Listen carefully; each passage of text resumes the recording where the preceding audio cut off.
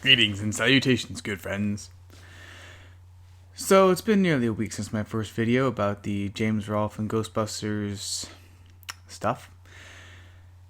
And I started to ponder a few things, and one of which thought about, was that video going to make it sound as though that I completely agree with everything that the angry video game nerd has said? Is James infallible? Can he be wrong? Well, the answer is yes, of course, because we're all human. We can all be wrong. But to be honest, the main point I was thinking about came down to, believe it or not, just one video of his.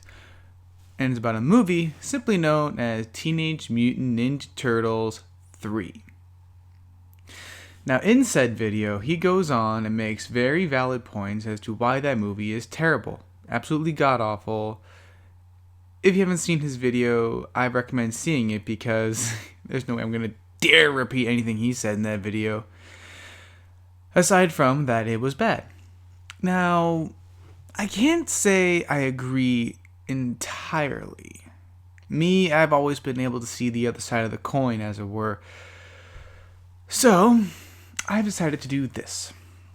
I've decided that I'm going to do something very experimental, I dare say.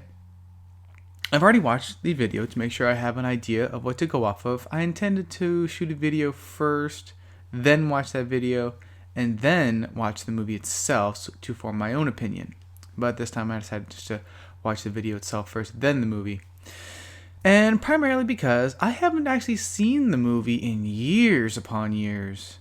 And when I first saw it, I think it came out in 93, I was probably about maybe 7 or 8 or so.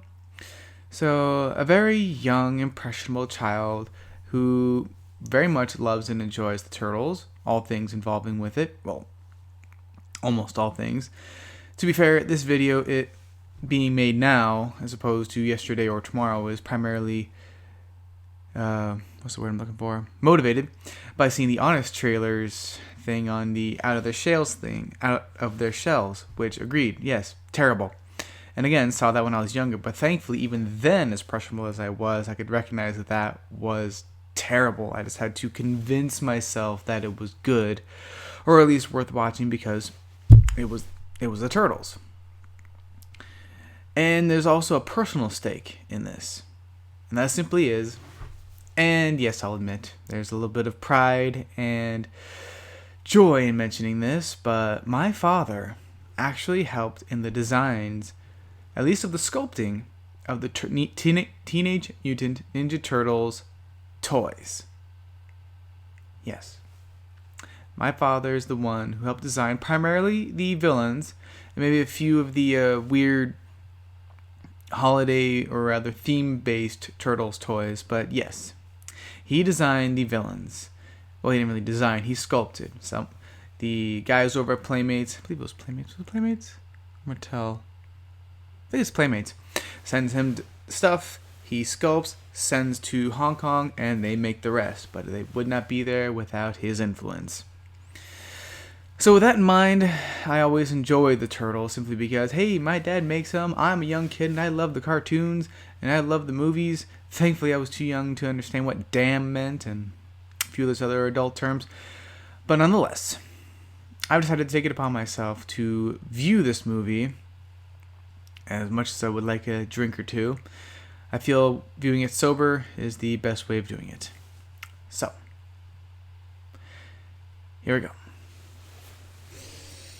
Gotta get ready. I'm not gonna play it now, but gotta get ready. Gotta get ready for some stretches, because to any level of, what's the word I'm looking for? Advocate for this movie is gonna require a lot of stretching. So until then, I'll see you in just a little bit. There it is, yes. See you in a little bit.